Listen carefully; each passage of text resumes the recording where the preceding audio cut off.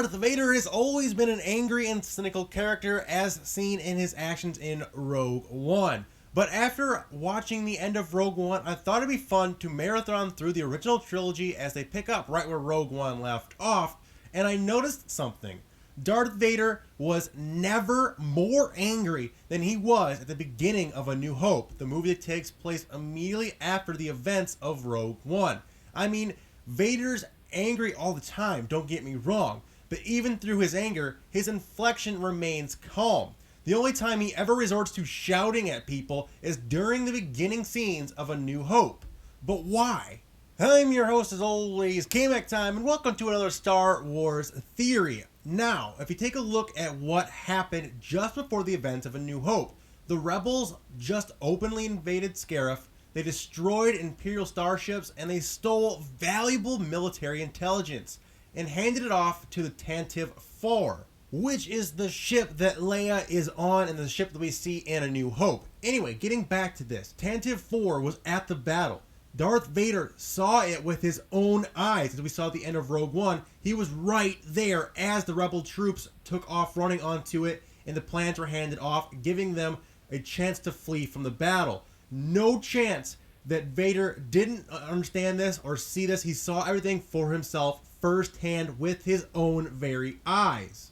Flash forward 2 days later when the events of A New Hope are starting, and now the captain of the ship, the very rebel ship that Vader just watched break away from the military vessel attacking his fleet, this guy has the audacity to try and weasel his way out of it, claiming it's a consular ship on a diplomatic mission to a planet on the other side of the galaxy from where they are now, with no ties to the rebellion whatsoever. The Death Star plans are not in the main computer. Where are those transmissions you intercepted? What have you done with those plans? We intercepted no transmissions. This is a consular ship. We're on a diplomatic mission. If this is a consular ship, where is the ambassador? Commander, tear this ship apart until you found those plans and bring me the passengers. I want them alive.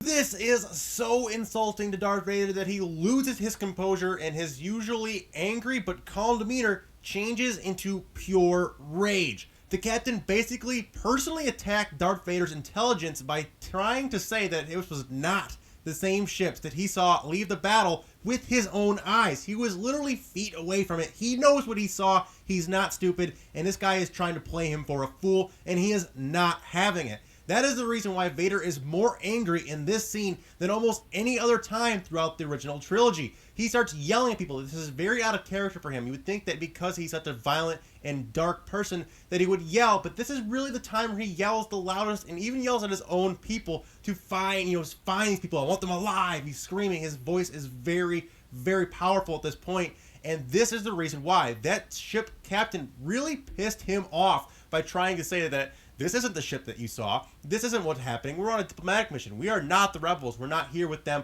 I don't know what you're talking about, basically. And basically, Darth Vader was in no mood for the bullcrap that time. He wanted those plans, and he wanted them now, and that is what we saw in The New Hope, and that is why he is so audibly upset at the beginning of that movie. And it really adds a cool layer to it because I really like that. But anyway, that's all we have time for, guys. I know it was a very short theory, but I thought it made perfect sense and it adds to the lore of Darth Vader, and I really did enjoy what they did with Rogue One, and I hope that future spin-off movies will continue to help expand the Star Wars universe and further explain some of our bigger questions in the universe.